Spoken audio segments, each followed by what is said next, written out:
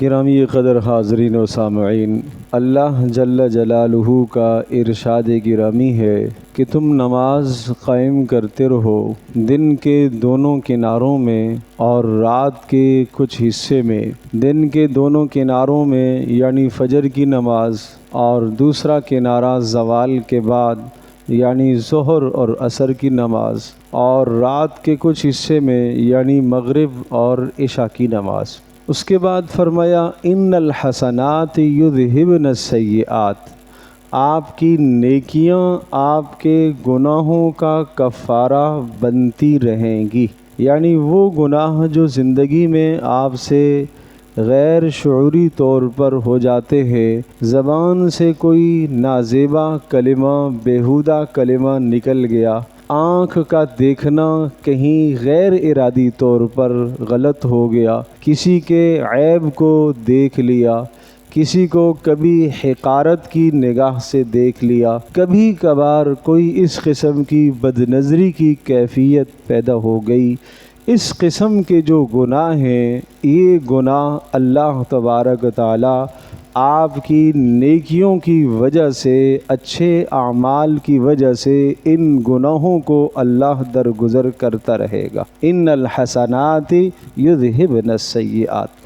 اللہ کا بڑا کرم ہے اس امت پر کہ اس کے اعمال، نیک اعمال، اس کی زبان سے نکلنے والے اچھے کلمے اور اس کے جسم سے نکلنے والے نیک اعمال اس کے گناہوں کا کفارہ بنتے رہتے ہیں۔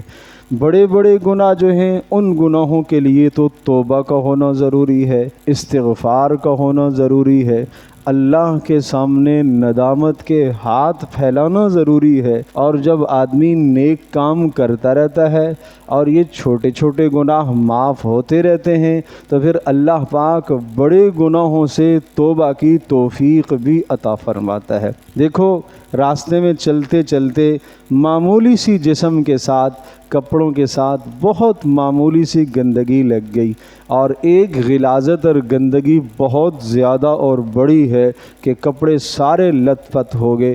آدمی اس معمولی گندگی کو بھی اگر صاف کرتا رہے تو کپڑے صاف ستھرے رہتے ہیں، لیکن آدمی اگر اس معمولی گندگی اور غلاظت کو بھی رہنے دیتا ہے، کوئی بات نہیں، تھوڑا سا دبا لگا ہے، تو یہ تھوڑے تھوڑے دبے ہوتے ہوتے ہوتے ہوتے بہت زیادہ گندگی ہو جاتی ہے، اور کپڑے بہت زیادہ نجاست میں ملوث ہو جاتے ہیں۔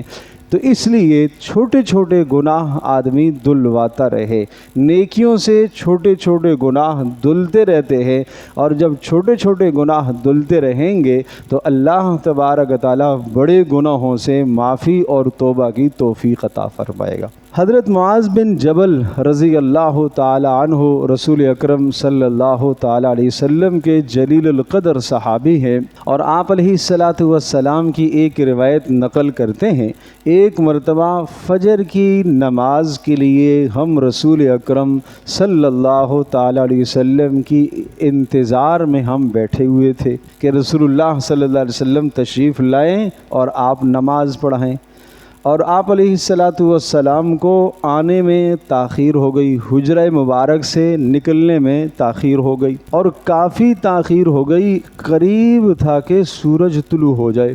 پھر رسول اللہ صلی اللہ تعالی علیہ وسلم تشریف لائے اور جلدی جلدی آپ آئے اور اقامت کہی گئی، اور رسول اللہ صلی اللہ تعالی علیہ وسلم نے نماز ادا کروائی، لیکن آپ نے نماز قدر مختصر پڑھائی، اس لیے کہ وقت بہت ہو چکا تھا، سورج طلوع ہونے کے قریب تھا۔ ایک بات تو یہاں یہ سمجھ میں آئی کہ پیارے پیغمبر صلی اللہ تعالی علیہ وسلم جب تک نہیں آئے، صحابہ انتظار میں بیٹھے رہے۔ حکم یہی ہے کہ مقتدیوں کو امام کا انتظار کرنا چاہیے، جب تک امام نہ آئے مقتدی اپنی جگہ پر بیٹھے رہے، وہ گھڑیوں کو نہ دیکھیں، وہ اپنے ہاتھوں کی طرف بھی نہ دیکھیں، اور وہ کسی مخمصے اور پریشانی میں بھی مبتلا نہ ہوں۔ کیوں؟ اس لیے کہ ان کا یہ بیٹھنا نماز میں لکھا جا رہا ہے، یہ جو بیٹھنا ہے نماز کے انتظار میں، یہ نماز کا ثواب لکھا جا رہا ہے، یکسوئی کے ساتھ اپنے عمل میں، اپنے ذکر میں، اپنی تلاوت میں، اپنے اعمال میں مشغول رہے۔ اور حکم یہ ہے کہ جب امام آئے نماز کے لیے تو جس صف سے امام گزرتا جائے وہ صف کھڑی ہو جائے۔ پچھلی صف پہلے کھڑی ہوگی، پھر دوسری، پھر تیسری، پھر پہلی صف جو ہے وہ سب سے آخر میں، جب امام یہاں سے اپنے مصلی پر پہنچے تو یہ صف آخر میں کھڑی ہو جائے۔ پہلے سے انتظار میں کھڑا ہونا یہ جائز نہیں ہے۔ رسول اللہ صلی اللہ تعالیٰ علیہ وسلم نے منع فرمایا۔ آپ علیہ السلام نے فرمایا لا تقوموا حتی ترونی، تم اس وقت تک نماز کے لیے مت کھڑے ہوا کرو جب تک مجھے آتا دیکھ نہ لو۔ یہ آپ نے ادب بتایا ہے مسجد کا۔ تو کبھی کبھی یہ منظر دیکھنے میں آتا ہے کہ امام کو آنے میں تاخیر ہو گئی، تاخیر بھی ہو سکتی ہے، امام بھی انسان ہے، وضو کا کوئی حادثہ پیش آ سکتا ہے، کوئی بھی تاخیر ہو سکتی ہے۔ ایک آدھ منٹ اگر تاخیر ہو گئی ہے، آدھا منٹ تاخیر ہو گئی ہے تو ادنا تردد کے بغیر انتظار کرنا چاہیے۔ اچھا مزے کی بات، غیبت بھی نہیں کرنی چاہیے۔ اس موقع پر بسا اوقات بدگمانی تو کیا، غیبت میں بھی مبتلا ہو جاتے ہیں، پتہ نہیں کہاں ہیں بھائی، نماز میں نہیں آ رہے، تاخیر کر دی۔ دیکھو یہ جو وقت لکھا ہوا ہوتا ہے 1:30 بجے کا مطلب 1:30 کا مطلب یہ نہیں ہے کہ 1:30 پر ہی نماز کھڑی ہوگی۔ یہ وقت اس لیے متعین کیا جاتا ہے کہ زوال کے بعد سے ظہر کا وقت جہاں تک ختم ہوتا ہے، اس وقت میں جس وقت بھی آپ نماز ادا کریں گے نماز ادا ہو جائے گی، وہ قضا نہیں کہلائے گی۔ لیکن وہ جو وقت آج گھڑیوں کا متعین کر دیا جاتا ہے وہ مقتدیوں کی سہولت کے لیے ہوتا ہے کہ مقتدیوں کو پتہ ہو کہ اس وقت میں جماعت کھڑی ہوگی تاکہ وہ پہنچنے کا اہتمام فرمائیں۔ بہرحال حدیث سے ایک بات یہ سمجھ میں آئی، وہ میں نے آپ کو بتا دی۔ رسول اللہ صلی اللہ تعالیٰ علیہ وسلم نے نماز پڑھائی، مختصر کر کے نماز پڑھائی، فجر کی نماز۔ اور نماز کے بعد آپ علیہ السلام نے صحابہ سے کہا اپنی جگہ پر بیٹھے رہو، سب بیٹھے رہے۔ پھر آپ علیہ السلام نے ارشاد فرمایا میں تمہیں بتاؤں کہ تاخیر کیوں ہو گئی تھی؟ رسول اللہ صلی اللہ تعالیٰ علیہ وسلم نے وجہ بتائی۔ صحابہ نے کہا ہمیں تو نہیں معلوم کہ کیوں تاخیر ہو گئی تھی۔ پیارے پیغمبر صلی اللہ تعالیٰ علیہ وسلم نے از خود وہ وجہ ارشاد فرما دی۔ وجہ آپ نے یہ ارشاد فرمائی، آپ علیہ السلام نے ارشاد فرمایا میں قیام اللیل تہجد کی نماز کے لیے اٹھا اور میں نے وضو کیا اور وضو کر کے میں نے نماز پڑھی، اور جتنا اللہ پاک نے مجھے توفیق دی تھی، جتنی توفیق دی اس توفیق کے مطابق میں نے نماز پڑھ لی۔ نماز کے بعد بیٹھے بیٹھے اونگ سی آ گئی، اور اس اونگ کے دوران میں دیکھتا ہوں کہ میں اپنے رب کے سامنے ہوں۔ رسول اللہ صلی اللہ تعالیٰ علیہ وسلم کا خواب، آپ علیہ السلام کا اس قسم کا منظر، بیٹھے بیٹھے خواب آ جانا، لیٹے میں خواب آ جانا، یہ رسول اللہ صلی اللہ تعالی وسلم کا خواب وہی ہوا کرتا تھا۔ 100% جو خواب میں دیکھتے تھے وہ اللہ کی جانب سے حکم ہوتا تھا۔ تو فرمایا میں نے اپنے پروردگار کو دیکھا اور بہت ہی زیادہ خوبصورت منظر دیکھا۔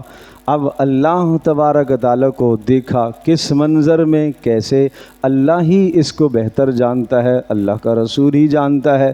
پھر فرمایا کہ اللہ تبارک تعالیٰ نے مجھ سے پوچھا اے محمد، میں نے کہا لبیک و سعدیک، اے اللہ میں حاضر ہوں، آپ ارشاد فرمائیے۔ اللہ نے مجھ سے پوچھا ہے تو جانتا ہے فیما یختصم الملأ الاعلی، بلند درجے کے جو ملائکہ ہے، ملائکہ میں بھی درجات ہیں نا، جیسے انبیاء میں درجے، انسانوں میں درجے، ملائکہ میں بھی درجے ہیں۔ جو بلند درجے کے ملائکہ ہیں وہ کس چیز میں بحث مباحثہ کر رہے ہیں؟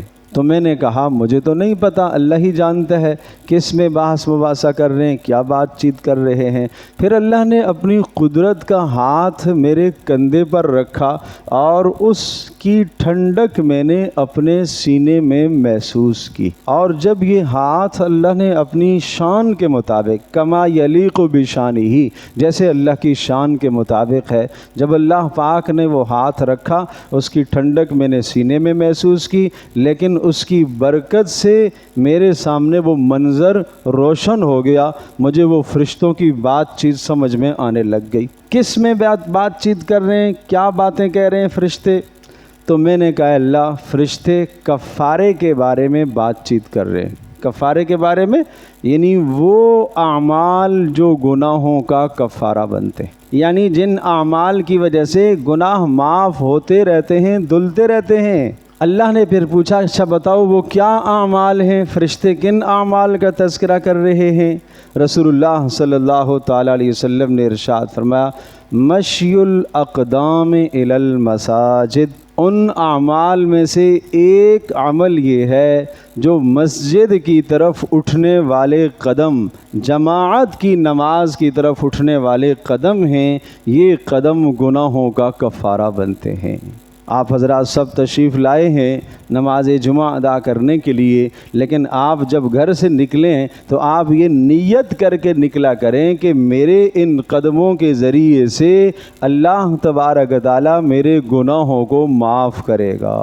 اور ایک اور بات بتاؤں، یہاں بہت بڑا ادب ہے یہ کہ جب آپ اپنے گھر سے مسجد کے لیے آئیں، نماز ادا کرنے کے لیے آئیں، تو آپ کوشش فرمایا کریں باوضو ہو کر آئیں۔ اس میں کوئی شک نہیں، مسجد میں وضو کی جگہ ہوتی ہے، مسجد میں بیت الخلائیں ہوتی ہیں، مسجد میں بہترین جگہیں بنی ہوئی ہوتی ہیں، لیکن ایک فضیلت ہے، اس فضیلت سے ہم کیوں محروم رہیں؟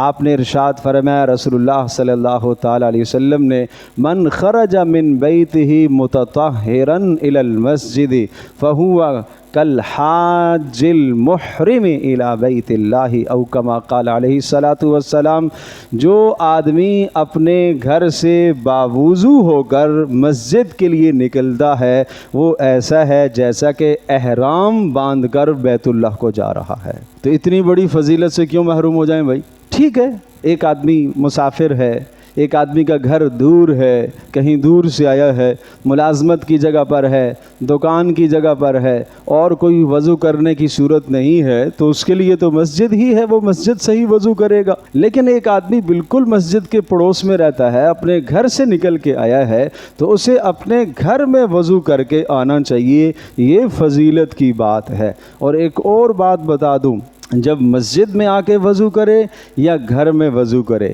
یا کہیں بھی وضو کرے تو وضو میں اتنا پانی نہ بہایا کریں جو پانی غسل کے لیے کافی ہو۔ وضو کے لیے پانی جو عام طور پر ہمارے ہاں گھروں میں لوٹا استعمال ہوتا ہے، بس اتنا پانی، چاہے آپ نہر میں وضو کریں، چاہے آپ نل سے وضو کریں، چاہے آپ حوض میں وضو کریں، چاہے آپ کہیں بھی وضو کریں، اس سے زیادہ پانی نہ استعمال کریں، یہ اسراف میں شامل ہے۔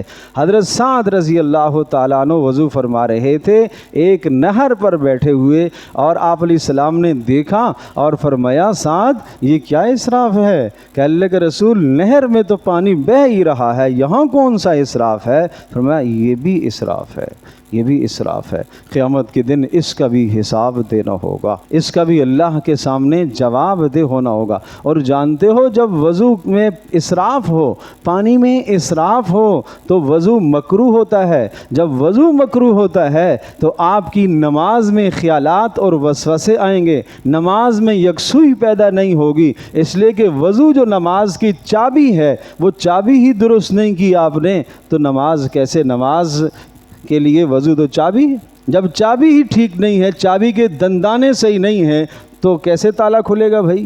اس لیے آج ہماری نمازیں وہ مسائل اور مشکلات حل کرنے کا سبب نہیں بنتی، اس لیے نہیں بنتی کہ ہمارے وضو میں کوتاہی، طہارت میں کوتاہی ہے، بسم اللہ پڑھنے کا اہتمام نہیں ہے، سنت ہے بسم اللہ کا پڑھنا، نیت کرنا سنت ہے، اس کا اہتمام نہیں ہوتا، مسواک کرنا وضو میں سنت ہے، اس کا اہتمام نہیں ہوتا۔ تو جب وضو میں کمزوری رہ گئی ہے تو نماز میں کمی ہوگی۔ تو کیا ارشاد فرمایا کہ کون سے اعمال میں بات چیت کر رہے ہیں فرشتے؟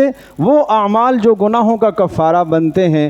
فرمایا اس میں پہلا عمل ہے مشی الاقدام الی المساجد، مساجد کی طرف جانا اور قدموں کا اٹھنا، یہ گناہوں کا کفارہ بنتا ہے۔ نمبر 2 وانتظار الصلاۃ بعد الصلاۃ، ایک نماز کے بعد دوسری نماز کے انتظار میں مسجد میں بیٹھنا، یہ گناہوں کا کفارہ بنتا ہے۔ ایک نماز ہو گئی، اگلی نماز کے لیے آپ وہاں ہی بیٹھے ہوئے ہیں، کوئی اور مشغولیت نہیں ہے، آدمی فارغ ہے، فرصت ہے۔ عام طور پر کام سے آدمی واپس آ گیا مغرب میں، مغرب سے لے کر عشاء تک یہ فضیلت حاصل کرو۔ عصر میں ایک آدمی واپس آ گیا، عصر سے لے کر مغرب تک یہ فضیلت حاصل کرو۔ چلو چھٹی والا دن ہے تو چھٹی والے دن میں مسجد میں بیٹھ کر یہ فضیلت حاصل کرو۔ رسول اللہ صلی اللہ تعالی علیہ وسلم کی اس حدیث پر، اس منشا پر عمل کرنے کی کوشش کرو کہ ایک نماز کے بعد دوسری نماز کے انتظار میں مسجد میں بیٹھنا، لیکن مسجد میں بیٹھ کر کیا کرنا؟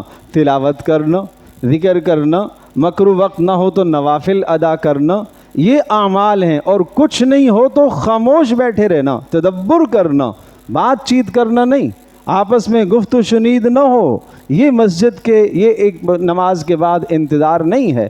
حدیث پاک میں آتا ہے کہ جو آدمی ایک نماز کے بعد دوسری نماز کے انتظار میں بیٹھتا ہے، یہ ایسا ہی ہے جیسا کہ وہ نماز پڑھ رہا ہے، نماز میں ہے، نماز میں ہے، حالانکہ بیٹھا ہوا ہے، اطمینان سے بیٹھا ہوا ہے، لیکن اس کا یہ بیٹھنا یہ نماز میں شامل ہے۔ پیارے پیغمبر صلی اللہ تعالی علیہ وسلم اتنا خوبصورت دین لے کر آئے ہیں جس میں چھوٹے چھوٹے اعمال پر کتنا بڑا اجر ملتا ہے۔ تیسرا عمل آپ نے ارشاد فرمایا کہ وَإِسْبَاغُ الْوُضُوءِ حِینَ الْکَرِیہَاتِ، جب جی نہ چاہتا ہو اس وقت وضو کرنا یہ بھی گناہوں کا کفارہ ہے۔ جب جی نہ چاہتا ہو، سردیوں کا موسم آ گیا، فجر میں اٹھ کر وضو کرنا اور نماز پڑھنا، ٹھنڈے پانی سے وضو کرنا، جی نہیں چاہ رہا اٹھنے کو، بستر چھوڑنے کو، لیکن اللہ کا حکم سمجھ کے اٹھتا ہے، یہ عمل گناہوں کا کفارہ بنے گا۔ ظہر کا وقت آیا ہے، سخت سردی ہے، ٹھٹھر رہا ہے، اور یوں سمجھیے کہ وضو ہے بھی ہے لیکن وضو کے ساتھ ساتھ قضاء حاجت بھی ہے۔ دل میں خیال آتا ہے کہ چلو نماز پڑھ لیتے ہیں، بہت زیادہ تکلیف تو نہیں ہے، نہیں، پہلے قضاء حاجت کر لو، اپنی حاجت کو پورا کر لو۔ آپ نے فرمایا کوئی آدمی اس حالت میں نماز نہ پڑھے کہ اخبثین کو اٹھائے ہوئے ہو، اخبثین دو نجاستوں کو اٹھائے ہوئے ہو اور نماز میں آئے، یہ نہ ہو، پہلے فارغ ہو کے آ جاؤ، اپنی حاجت سے، اپنی ضرورت سے فارغ ہو کے آ جاؤ، اور پھر وضو کر کے پھر اللہ کے دربار میں پہنچو۔ تو جس وقت جی نہ چاہتا ہو، سردی ہو یا کسی اور وجہ سے جی نہ چاہتا ہو، اس وقت وضو کرنا یہ عمل کیا ہے؟ یہ گناہوں کا کفارہ ہے۔ تو تین اعمال جو بتائے وہ گناہوں کے کفارے بتائے۔ نمبر ایک، مسجد کی طرف، جماعت کی طرف اٹھنے والے قدم یہ گناہوں کا کفارہ بنتے ہیں۔ نمبر دو، ایک نماز کے بعد دوسری نماز کی انتظار میں بیٹھنا یہ بھی گناہوں کا کفارہ ہے، اس سے گناہ دھلتے ہیں۔ اور نمبر تین، جب جی نہ چاہتا ہو اس وقت وضو کرنا اور اچھا وضو کرنا یہ بھی گناہوں کا کفارہ ہے، اس سے بھی آدمی کے گناہ دھلتے ہیں۔ اس کے بعد پھر اللہ تبارک تعالیٰ نے پوچھا اچھا اب بتائیے اور کیا بات چیت کر رہے ہیں؟ تو رسول اللہ صلی اللہ تعالی علیہ وسلم فرماتے ہیں میں نے کہا اللہ اب یہ بات چیت فرشتے کر رہے ہیں کہ وہ اعمال کیا ہیں کہ جن اعمال سے آدمی کے درجے بلند ہوتے ہیں، جن اعمال سے آدمی کے درجے بلند ہوتے ہیں۔ ایک آدمی جنت میں تو چلا گیا لیکن جنت میں جانے کے بعد ضرورت یہ ہے کہ درجے بلند ہو جائیں۔ یہ درجے بلند کی جو بات میں کہہ رہا ہوں اس پر ایک بات ذہن نشین فرمائیے، ایک مرتبہ سبحان اللہ جو آدمی کہے گا اس کا درجہ نیچے والے جنتی سے اتنا بلند ہوگا جتنا زمین آسمان کے بیچ کا فاصلہ ہے۔ تو پھر ضرورت ہوگی نا کہ وہاں درجے بلند ہو جائیں۔ جنت میں داخل ہونے کے بعد بھی درجوں کی بلندی کی ضرورت ہے، اس لیے آج ہم اپنے مرحومین کے لیے دعا کیا کریں، بخشش کی بھی دعا کیا کریں، درجات کی بلندی کی بھی دعا کیا کریں، اپنے آباء و اجداد کی بخشش اور مغفرت کے لیے بھی اور درجات کی بلندی کی بھی دعا کیا کریں۔ تو رسول اللہ صلی اللہ تعالی علیہ وسلم ارشاد فرماتے ہیں پھر اللہ نے پوچھا اچھا بتاؤ وہ کیا اعمال ہیں جن اعمال سے درجے بلند ہوتے ہیں؟ رسول اللہ صلی اللہ علیہ وسلم نے پھر سے تین اعمال ارشاد فرمائے جن سے درجے بلند ہوتے ہیں۔ نمبر ایک فرمایا اطعام الطعام، کھانا کھلانے سے محتاجوں کو، حاجت مندوں کو، ضرورت مندوں کو، غریبوں کو کھانا کھلانے سے درجے بلند ہوتے ہیں۔ بھائی کھانا کھلانا بہت بڑا اجر ہے، کھانا کھلانا بہت بڑا اجر ہے۔ فَلَقْتَحَمَ الْعَقَبَةَ وَمَا أَدْرَاكَ مَا الْعَقَبَةُ فَكُّ رَقَبَةٍ او اطعام فی یوم ذی مسغبہ۔ اس دنیا کی سخت ترین گھاٹی کو آدمی پار کر لے، ایمان پر خاتمہ ہو جائے، اس کے لیے کیا عمل ہے؟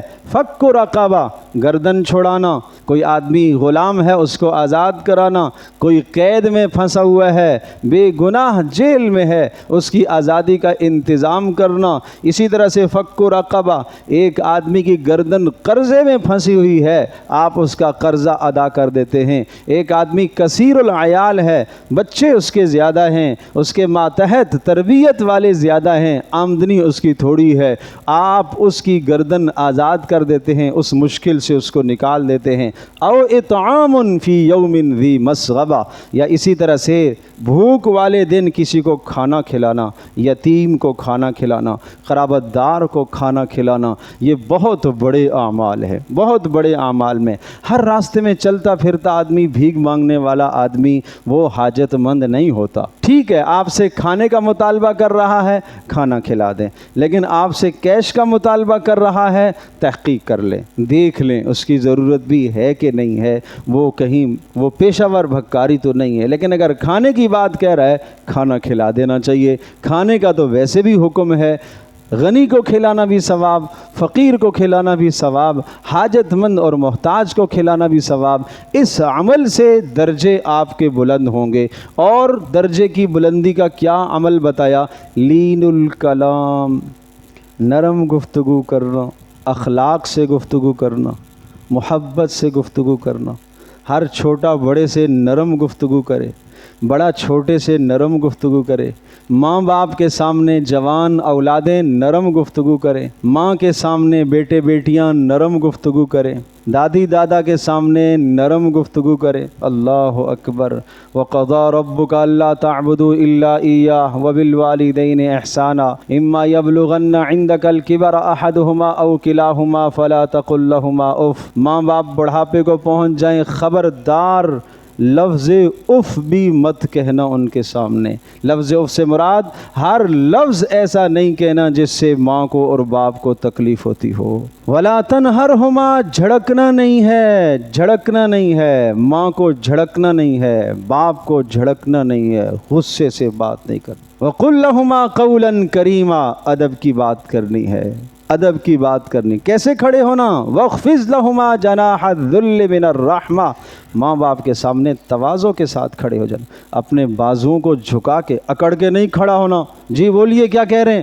نہیں بھائی، نہیں بھائی، نہیں۔ بسا اوقات اولاد ماں باپ سے دنیا کے علوم میں بڑھ جاتی ہے، دینی علوم میں بھی بڑھ جاتی ہے۔ ہو سکتا ہے جناب ماں باپ نے محنت کی ہے، پڑھایا ہے، بڑا پڑھ لیا، اچھا پڑھ لیا، اب یہ سمجھتا ہے کہ میں تو بہت کچھ ہو گیا۔ بھائی جو کچھ ہوا، جو کچھ ملا، ماں باپ کی دعاؤں سے ملا ہے، ماں باپ کی برکت سے، اس کی محنت کے نتیجے میں ملا ہے۔ اس لیے اس جوان کو اکڑ کے نہیں کھڑا ہونا چاہیے، جو کچھ بھی ہو جائے ماں باپ کے سامنے تواضع اور عاجزی ہی کرنی چاہیے۔ وَقُلْ رَبِّ ارْحَمْهُمَا كَمَا رَبَّيَانِي صَغِيرًا، صرف یہاں تک کافی نہیں ہے، بلکہ ماں باپ کے لیے دعائیں بھی کرتا رہے۔ اے اللہ میرے ماں باپ پر رحم فرما، مہربانی فرما، اس لیے کہ بچپن میں انہوں نے میری تربیت فرمائی ہے، یہ ان کا حق ہے۔ جس نے ساری زندگی ماں باپ کی خدمت کی لیکن ماں باپ کے لیے یہ دعا نہ کی، اس نے ماں باپ کا حق نہیں ادا کیا۔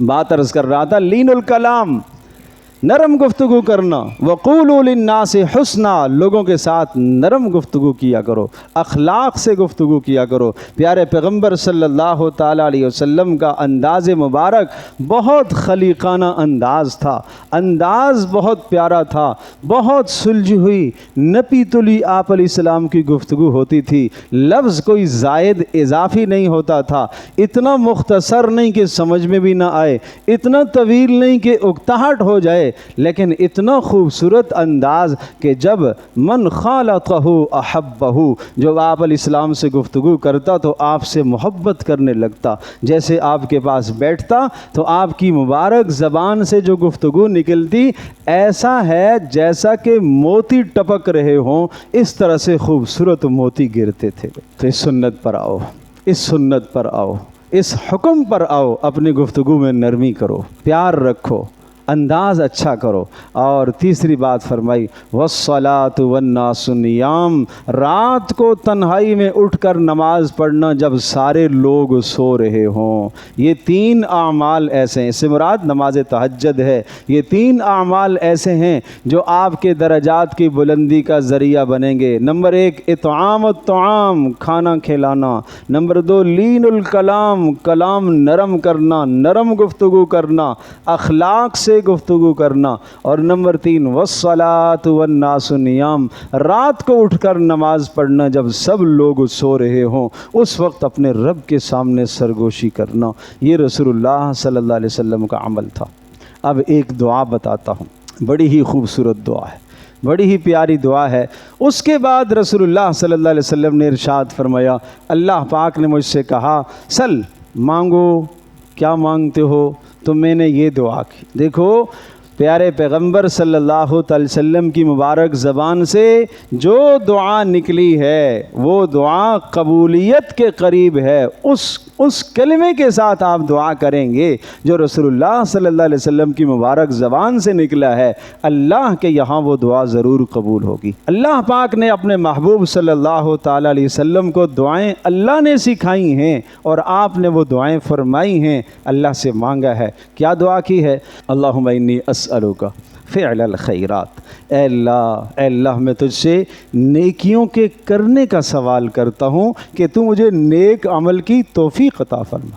نیک عمل کی توفیق کیسے ہوگی؟ اللہ کے چاہنے سے ہوگی۔ میری اپنی کوشش سے کیا ہوگا؟ اللہ پاک کے چاہنے سے نیک عمل کی توفیق ہوگی۔ اور نمبر 2 وترک المنکرات، اے اللہ گناہوں کے چھوڑنے کی توفیق بھی اے اللہ تو ہی عطا فرما۔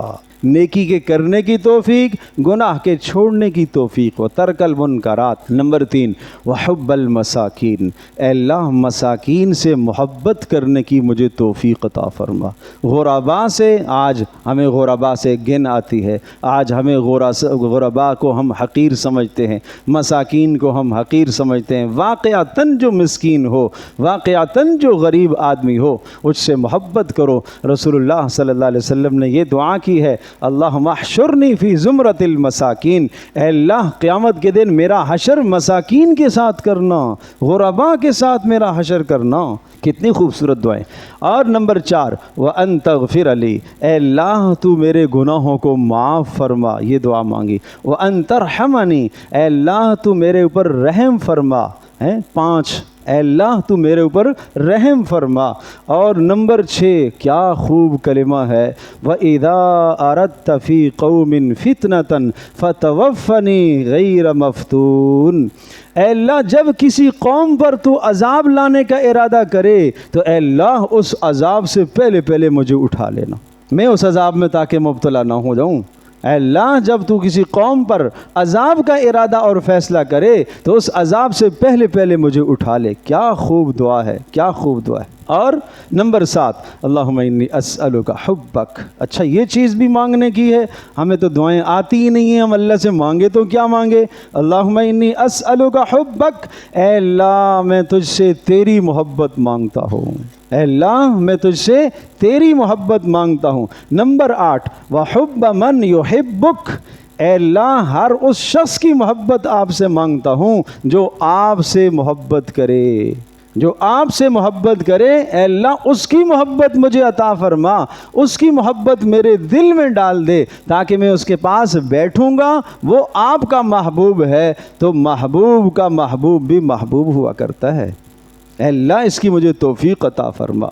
اور نمبر 9 وحب عمل یقربنی الی حبک، اے اللہ وحب عمل یقربنی الی حبک، اے اللہ مجھے ایسے عمل کی بھی توفیق عطا فرما جو عمل مجھے آپ کا محبوب بنا دے، ایسی نیکی کی توفیق عطا فرما جس نیکی کے بدلے میں آپ کا محبوب بن جاؤں۔ تو یہ 9 کلمات ہیں اس دعا میں۔ تو بھائی درخواست ہے، 3 چیزیں میں نے بتائی ہیں جو گناہوں کے کفارے بنتے ہیں۔ جماعت کی طرف آنا گناہوں کا کفارہ ہے، ایک نماز کے بعد دوسری نماز کے انتظار میں بیٹھنا گناہوں کا کفارہ ہے، جب جی نہ چاہتا ہو اس وقت وضو کرنا گناہوں کا کفارہ ہے۔ 3 اعمال بتلائے جو درجات کی بلندی کا ذریعہ ہیں، محتاجوں کو، مساکین کو کھانا کھلانا، نرم گفتگو کرنا، اور رات کو جب سب لوگ سو رہے ہوں اس وقت نماز پڑھنا۔ اور اسی طرح سے یہ دعا بتائی ہے، اے اللہ، کیا خوبصورت دعا، اے اللہ میں تجھ سے نیکیوں کے کرنے کا سوال کرتا ہوں، گناہوں سے بچنے کا سوال کرتا ہوں۔ سب اس پر آمین کہیں۔ اے اللہ میں تجھ سے نیکیوں کے کرنے کا سوال کرتا ہوں، اے اللہ گناہوں سے بچنے کا سوال کرتا ہوں، اے اللہ ہمارے اوپر رحم فرما، اے اللہ ہمارے گناہوں کو معاف فرما، اور اے اللہ جب تو کسی قوم پر عذاب کا فیصلہ فرمائے تو عذاب سے پہلے اے اللہ ہمیں ایمان پر خاتمہ کر کے اپنے پاس بلا لے۔ اے اللہ مساکین کے ساتھ محبت ہمیں عطا فرما، اے اللہ ہمیں اپنی محبت نصیب فرما، اس شخص کی محبت عطا فرما جو تیرا محبوب ہو۔ اے اللہ ایسے عمل کی توفیق عطا فرما جو تیری محبت کا ذریعہ بنتا ہو۔ اللہ پاک ہم سب کے لیے عمل کرنا آسان فرمائے۔ وآخر دعوانا الحمدللہ رب العالمین۔